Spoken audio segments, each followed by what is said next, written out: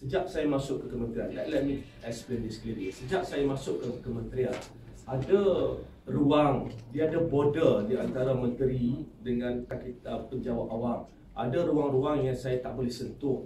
Apabila bercakap tentang tata tertib sebagai contoh, pendekatannya adalah apabila terdapat laporan akan ada sesi. Dia ada proses. It's a process.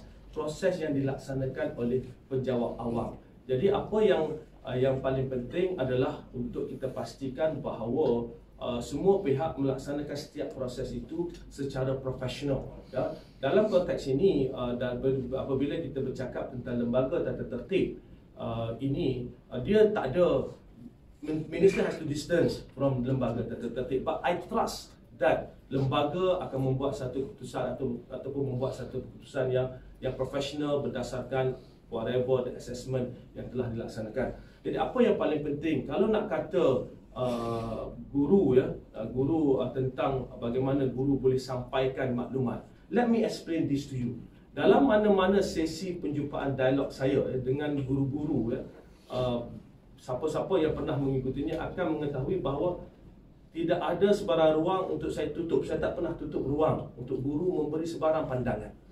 Boleh tengok bagaimana banyak penambahbaikan yang kita buat di kementerian ini berdasarkan pandangan daripada guru-guru. Saya bagi contoh, dalam satu perjumpaan saya dengan penolong kanan pentadbiran, saya jumpa penolong kanan pentadbiran, saya bagi ruang untuk mereka menjelaskan apakah perkara-perkara cabaran yang mereka hadapi dan bagaimana kita boleh bantu. I go down untuk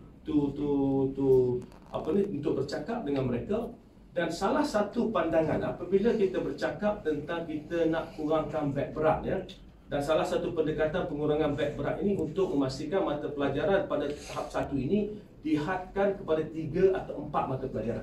Sebab kadang-kadang bila kita tengok waktu beg berat, waktu murid ke sekolah ini, saya turun ke bawah bersama pegawai, ada sekolah sampai 7 mata pelajaran sehari. So apabila 7 mata pelajaran sehari untuk murid tahap 1, dia bawa 7 buku teks, dia bawa 7 buku aktiviti, dia bawa 7 buku latihan, more dari 7. Sebab itu berdasarkan pengalaman kita ini, kita turun ke bawah, kita kata antara pendekatan kita adalah untuk kurangkan mata pelajaran. Dan we engage dengan penolong kanan pentadbiran, kerana penolong kanan pentadbiran ini yang bertanggungjawab apabila bercakap tentang berapa mata pelajaran nak ajar sehari. Now, dalam that engagement, seorang penolong kanan pentadbiran kata antara cabaran kami adalah untuk kami menyusun semula jadual. Kerana sebahagian daripada kami ini menyusun jadual waktu untuk seluruh sekolah secara manual. Dan ada juga sekolah yang beli daripada vendor-vendor ini aplikasi jadual waktu. Ada yang beli, sekolah mampu dia beli, kadang-kadang PIBG bantu. From that maklumat, we go back to kementerian. Now we are working our own apps.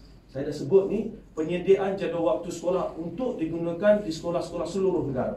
Jadi cikgu ni just penolong kanan pentadbiran lepas ni just perlu masukkan berapa mata pelajaran yang dia ada, setiap mata pelajaran ni berapa masa, berapa orang cikgu yang ajar. The system will generate the timetable. Dia tak perlu pening-pening. Jadi ini berdasarkan maklumat yang kita terima daripada guru-guru. So to say that we are not that open, we have to see what we have done on the ground. Kita kena turun lihat. Kadang-kadang bertanya pada mereka yang berjumpa. Dan dalam konteks ini juga kadang-kadang saya buka dalam konteks perjumpaan saya dengan guru-guru, saya buka sendiri di Facebook saya, cikgu nak datang program saya berada di Sarawak, di Johor, di mana, okey boleh isi borang. To that extent, because in order to manage Kementerian Pendidikan, you need to talk to the stakeholders. That's the best way. Kita nak kena bercakap dengan guru, kita nak kena bercakap dengan ibu bapa, nak kena bercakap dengan kaki tangan pentadbiran, AKP apa semua kat sekolah. That's the way we manage kementerian. That's why saya lihat banyak transformasi yang kita buat di kementerian ini adalah hasil kita berbincang dan mendapat feedback daripada guru-guru, pentadbir sekolah, ibu bapa dan pihak-pihak yang terlibat.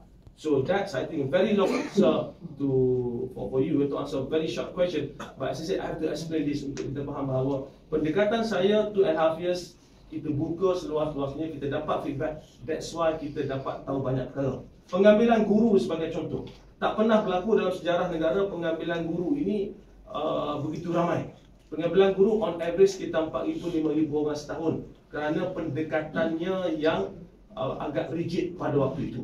ya, pendekatan pengambilan guru. Now bila kita tahu kita turun inilah cabarannya, then we change that. Pendekatan kluster ini membolehkan pada pengambilan one off pada waktu itu. Ramai yang kata kami mungkin tak boleh dapat 18,702. Alhamdulillah, we managed to get 88% of that. Lebih 16,000 for the first time in history. How we did this? We listened to the ground. That's why you say that we are not listening to the ground. Saya rasa itu adalah yang tepat.